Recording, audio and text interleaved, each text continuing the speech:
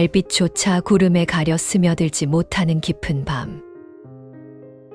한성 북촌의 으리으리한 기와 지붕들은 어둠 속에서 마치 거대한 산맥처럼 숨을 죽이고 있었다. 조선 제1의 권세가들이 모여 사는 이곳. 그 중에서도 이조판 설을 지낸 최대감 저택의 평화는 안채 뒷마당에 자리한 낡은 우물에서 끔찍한 것이 발견되며 산산조각 났다. 최대감의 총애를 한 몸에 받던 젊은 애첩, 월향이 우물 속에서 싸늘한 주검으로 떠오른 것이다. 사건의 흉흉한 소문은 순식간에 담장을 넘어 한성부, 포도청까지 닿았다. 종사관과 오작사령이 서둘러 출동했지만 그들은 최대감댁 소슬대문 앞에서 발걸음을 멈춰야만 했다. 남녀의 내외가 엄격하던 조선시대. 사내들이 함부로 여인들의 은밀한 거처인 안채를 수색할 수는 없는 노릇이었다. 최대감의 정실부인, 정경부인 윤씨는 굳게 닫힌 대문 너머로 서늘하고 단호한 전갈만을 보냈다. 가문의 수치다. 월향 그 아이가 평소 우울증을 앓더니 끝내 스스로 목숨을 끊은 모양이야. 시끄럽게 관아의 사내들을 들이지 말고 조용히 장례를 치를 터이니 그리 알라. 명문가의 정경부인이 내린 결론이었다.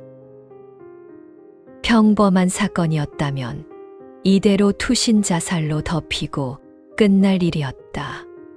하지만 우물에서 건져 올린 월향의 시신을 멀리서나마 언뜻 본 종사관은 직감적으로 기묘함을 느꼈다. 결국 그는 이 사건에 닫힌 문을 열기 위해 포도청의 은밀한 눈과 귀, 다모 채선을 부르기로 했다.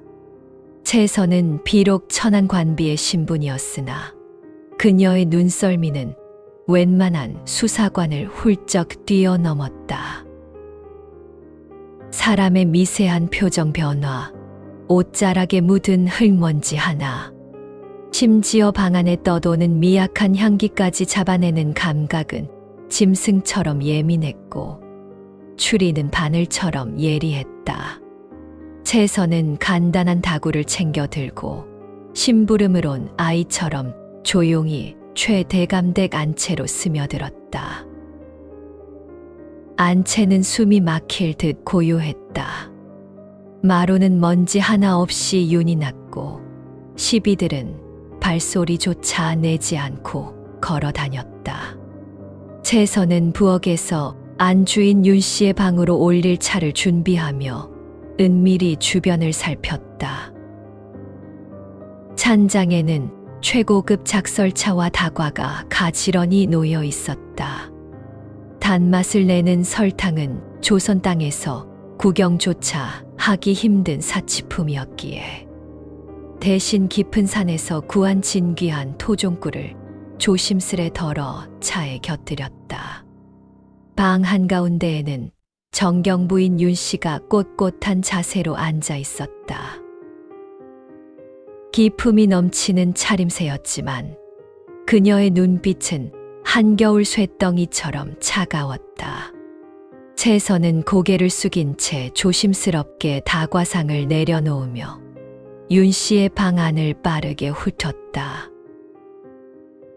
깔끔하게 정돈된 병풍, 귀한 나전칠기 화장함, 그리고 방 한 구석 반지꼬리 속에 놓인 붉은 명주실 꾸러미. 그 순간 채선의 머릿속에 시신을 염할 때 발견했던 작은 단서가 스쳐 지나갔다.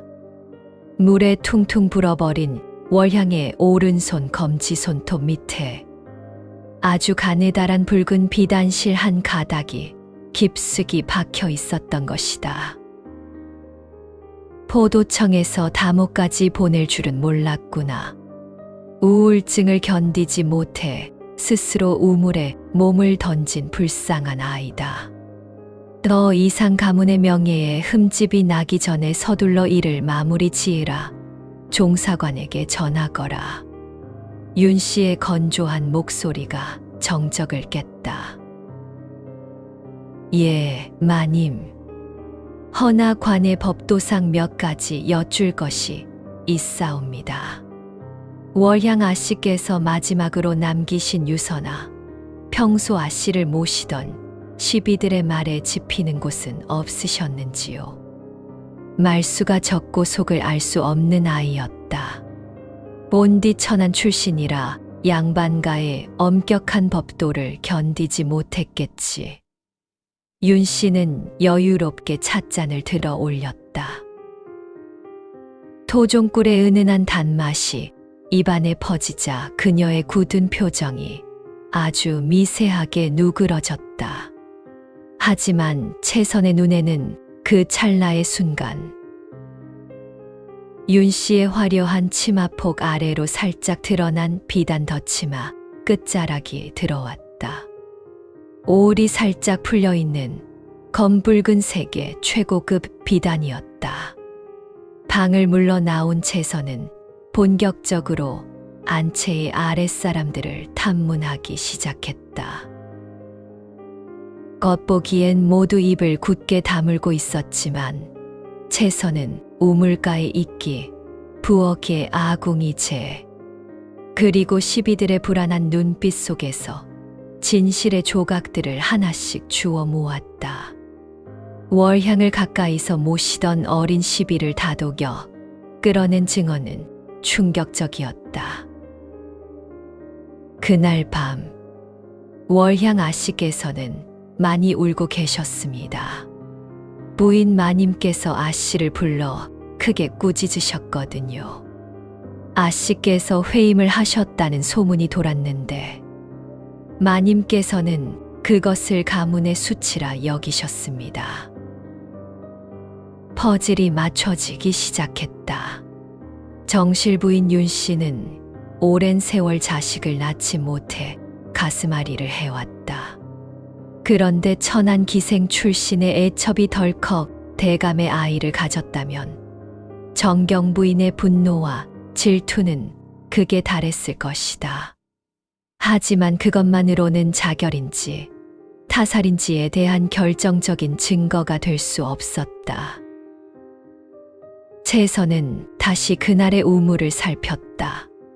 만약 누군가 강제로 월향을 우물로 밀어 넣었다면 반항의 흔적이 있어야 했지만 우물가 주변에 있기는 누군가 미끄러지거나 발버둥친 흔적 없이 말끔했다.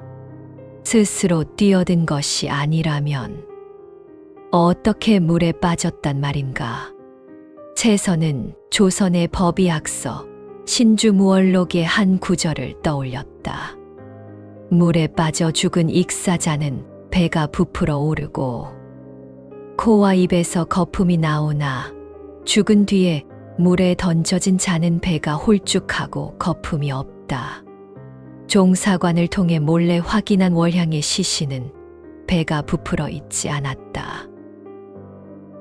즉, 월향은 우물에 빠지기 전에 이미 목숨이 끊어져 가고 있었거나 의식을 잃은 상태였던 것이다. 사건의 전말을 직감한 채선은 늦은 밤 다시 안주인 윤 씨의 방을 찾았다. 윤 씨는 흔들리는 등잔불 아래에서 무언가를 바느질하고 있었다. 마님, 늦은 밤 무례를 용서하십시오. 허나 월향 아씨의 억울함을 풀어드릴 단서를 찾았기에 이리 급히 뵈러 왔습니다. 억울함이라니, 자결한 이에게 무슨 억울함이 있단 말이냐. 월향 아씨는 자결을 시도한 것이 맞을 것입니다. 마님의 질책을 견디지 못하고 혹은 배 속의 아이를 지키지 못할 바에야 죽음을 택하자 결심했겠지요. 그래서 몰래 독을 구하여 마셨을 것입니다. 윤 씨의 바느질을 하던 손이 멈칫했다. 허나 아 씨는 단번에 숨을 거두지 못했습니다. 맹독을 삼키고 고통에 몸부림치며 살려달라. 제발 뱃속의 아이만은 살려달라 울부짖었겠지요. 그때 그 고통의 현장에 찾아온 누군가는 그녀를 구해주지 않았습니다. 채선은 한 걸음 다가서며 차갑게 말을 이었다. 그저 싸늘한 눈으로 애첩의 목숨이 서서히 끊어지는 것을 방관했습니다. 아니, 행여나 숨이 붙어 살아날까 두려워 아직 온기가 남아있는 육신을 질질 끌고 뒷마당 우물로 향했지요. 그리고 그대로 칠흑 같은 우물 속으로 던져버렸습니다. 방 안의 공기가 얼어붙었다. 채선은 품에서 작고 낡은 수건에 쌓인 무언가를 꺼내 윤 씨 앞에 내려놓았다. 월향의 손톱 밑에서 빼낸 가느다란 붉은 비단실이었다. 월향 아씨는 마지막 순간 우물로 자신을 끌고 가는 자의 치마 자락을 필사적으로 부여잡았습니다. 살고 싶다는 맹렬한 본능으로 손톱이 깨지도록 쥐어뜯었겠지요. 마님께서 지금 입고 계신 그 붉은 비단 덧치마에 뜯겨나간 단 밑단처럼 말입니다. 허나 그것이 마지막이었을 겁니다. 이미 의식이 없었을 테니까요. 윤 씨의 눈동자가 심하게 흔들렸다. 그녀는 천천히 고개를 숙여 자신의 치마 끝자락을 바라보았다. 부와 권력을 상징하는 그 값비싼 붉은 옷감 끝에는 올이 참혹하게 뜯겨나간 자국이 선명하게 남아 있었다. 평생을 양반가의 체면과 안주인이라는 자존심 하나로 버텨온 여인, 구사를 잊지 못한다는 가문의 은근한 멸시 속에서 속이 시커멓게 타들어가던 그녀에게 천한 애첩의 회임은 자신의 존재 가치를 완전히 무너뜨리는 사형 선고와도 같았을 것이다. 그 아이가 내 치맛자락을 잡고 매달리더구나. 차디찬 손으로 나를 원망하며 윤 씨의 목소리는 파르르 떨렸다. 내가 밀어넣은 것이 아니다. 나는 그저 이 양반가의 썩어빠진 체면을 지키려 했을 뿐이야. 그 더러운 피가 우리 가문을 물들이는 것을 두고 볼 수 없었어. 스스로의 죄를 정당화하려 애쓰는 그녀의 변명은 허공을 맴돌다 힘없이 부서졌다. 신분제가 만들어낸 비극, 양반이라는 허울 좋은 껍데기 속에서 골마 터진 인간의 추악한 민낯이 화려한 병풍 앞에 벌거벗겨진 채 드러났다. 사건의 진실은 포도청 종사관에게 비밀리에 보고되었다. 하지만 최대감 가문의 거대한 권력 앞에서 이 끔찍한 진실이 백성들에게 낱낱이 밝혀지는 일은 없었다. 공식적으로 월향은 우울증에 의한 자결로 기록되었고, 얼마 지나지 않아 정경부인 윤 씨는 원인 모를 화병으로 세상을 떠났다는 소문만이 저작거리에 짧게 맴돌았을 뿐이다. 세상이 아무리 화려한 비단으로 치부를 덮으려 해도 진실은 언젠가 가장 약한 자의 손톱 끝에서 그 붉은 꼬리를 드러내는 법이다. 한성북쪽의 굳게 닫힌 소슬대문 너머로는 밤이 깊어질 때면 여전히 서러운 여인의 울음 섞인 바람 소리가 스산하게 맴돌았다고 전해진다.